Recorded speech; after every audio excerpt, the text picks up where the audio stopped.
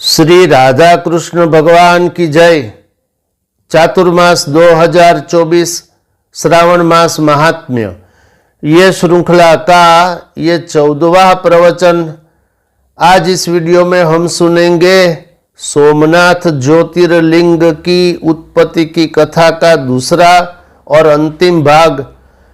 तो पिछले प्रवचन का कुछ अंश लेकर ये कथा सुनेंगे। ये कथा सुनने का फल है सब कामनाएं पूर्ण और सब पाप नष्ट। अब यहां से कथा प्रारंभ सुनिए। तब उसने कहा कि यह गर्भ चंद्रमा का है। इसके बाद बृहस्पति ने मेरे कहने से उस तारा को ग्रहण किया। इस प्रकार के अनेक दुष्ट कर्म चंद्रमा के हैं। उनका वर्णन मैं पुनः किस प्रकार करूं? वह आज भी वैसा ही क्यों कर रहा है? अब जो होने वाला था वह तो भली भांति हो गया, वह तो कभी अन्यथा होने वाला नहीं है। अब मैं आप लोगों को उत्तम उपाय कहता हूं, आदरपूर्वक सुनिए। चंद्रमा कल्याणकारी प्रभास क्षेत्र में देवताओं के साथ जाए और वहां मृत्युंजय विधान से शिव का आराधन करे। शिवलिंग को सामने स्थापित करके चंद्रमा प्रतिदिन तपस्या करे, तब प्रसन्न हुए शिव उसे क्षय रोग से रहित कर देंगे। सूत जी बोले, हे महर्षियों, उन ब्रह्मा जी की यह बात सुनकर वे देवता तथा ऋषि लौटकर वहां आए जहां दक्ष तथा चंद्रमा स्थित थे। इसके बाद उन सब देवताओं तथा ऋषियों ने दक्ष को आश्वासन देकर तथा चंद्रमा को अपने साथ लेकर के प्रभास तीर्थ में जाकर सरस्वती आदि श्रेष्ठ तीर्थों का आवाहन करके मृत्युंजय मंत्र द्वारा पार्थिव अर्चन विधि से भगवान शंकर की आराधना की। उसके बाद विशुद्ध अंतःकरण वाले वे सब देवता तथा ऋषि चंद्रमा को प्रभास क्षेत्र में छोड़कर प्रसन्नता पूर्वक अपने अपने धाम को चले गए।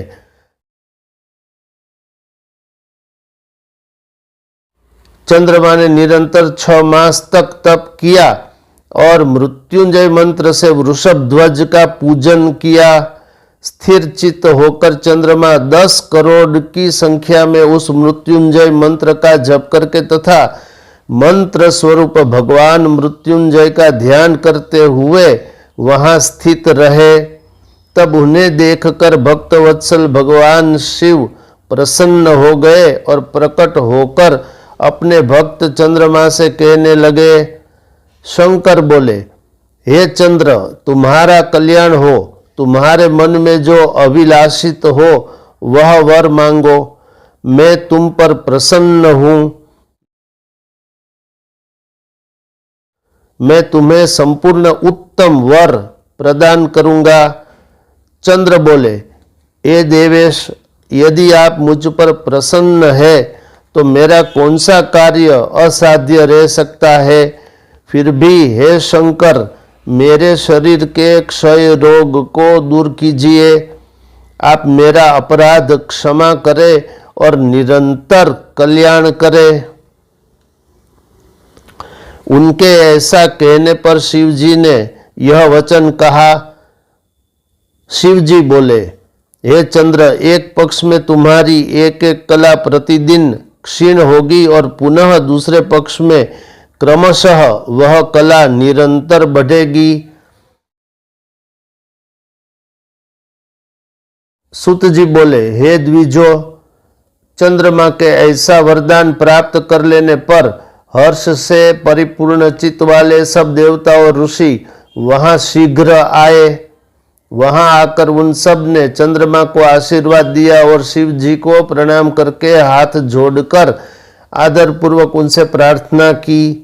देवता बोले, हे देव देव, हे महादेव, हे परमेश, आपको नमस्कार है। हे शंभो, हे स्वामिन, हे पार्वती सहित आप यहाँ स्थिर हो जाइए। सूत जी बोले, तब पूर्व में निराकार भगवान शंकर चंद्रमा के द्वारा उत्तम भक्ति से स्तुति किए जाने पर पुनः साकार हो गए। देवताओं पर प्रसन्न होकर वे शंकर उस क्षेत्र के महात्म्य वर्धन के लिए तथा चंद्रमा के यश के विस्तार के लिए वहां उन्हीं के नाम पर तीनों लोकों में सोमेश्वर नाम से विख्यात हुए। ए ब्राह्मणों, वे पूजन करने से क्षय, कुष्ठ आदि रोगों का विनाश करते हैं।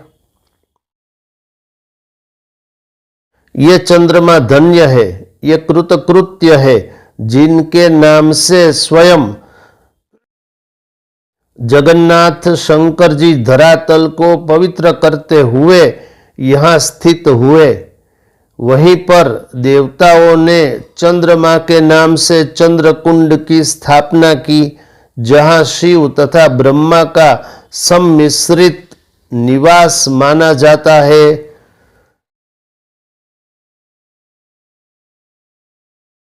पृथ्वी पर प्रसिद्ध वह चंद्रकुंड समस्त पापों का नाश करने वाला है। जो मनुष्य वहां स्नान करता है वह सब पापों से मुक्त हो जाता है। उस कुंड में 6 मास तक निरंतर स्नान करने से क्षय आदि जो भी असाध्य रोग है वे सब नष्ट हो जाते हैं। प्रभास तीर्थ की परिक्रमा करके शुद्धात्मा मनुष्य पृथ्वी की परिक्रमा करने से होने वाला फल प्राप्त करता है और मरने पर स्वर्ग में प्रतिष्ठा प्राप्त करता है। सोमेश्वर लिंग का दर्शन करके मनुष्य संपूर्ण पापों से मुक्त हो जाता है और इस लोक में मनोवांछित अभीष्ट फल प्राप्त कर मरने के पश्चात स्वर्ग को जाता है। मनुष्य जिस जिस फल को उद्देश्य करके इस उत्तम तीर्थ का सेवन करता है वह उस फल को अवश्य प्राप्त करता है, इसमें संशय नहीं है।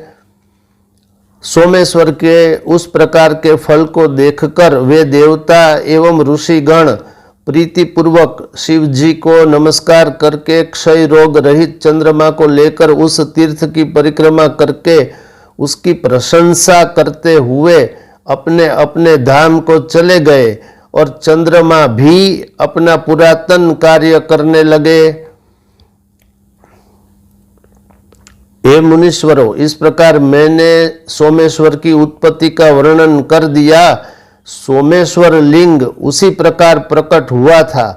जो मनुष्य सोमेश्वर लिंग की उत्पत्ति को सुनता है अथवा दूसरों को सुनाता है उसकी सारी कामनाएं पूर्ण हो जाती है और वह सब प्रकार के पापों से मुक्त हो जाता है।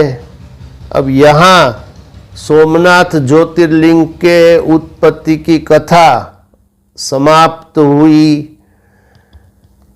इस वीडियो में इतना ही। आप लोगों ने सुना होगा, ये कथा जो सुनता है अथवा सुनाता है उनकी सब कामनाएं पूर्ण हो जाती है और सब पाप नष्ट हो जाते हैं।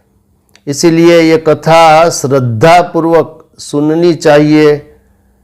इस वीडियो में इतना ही। देखते रहिए मोरे श्याम चैनल। शेष फिर कभी। बोलिए श्री राधा कृष्ण भगवान की जय।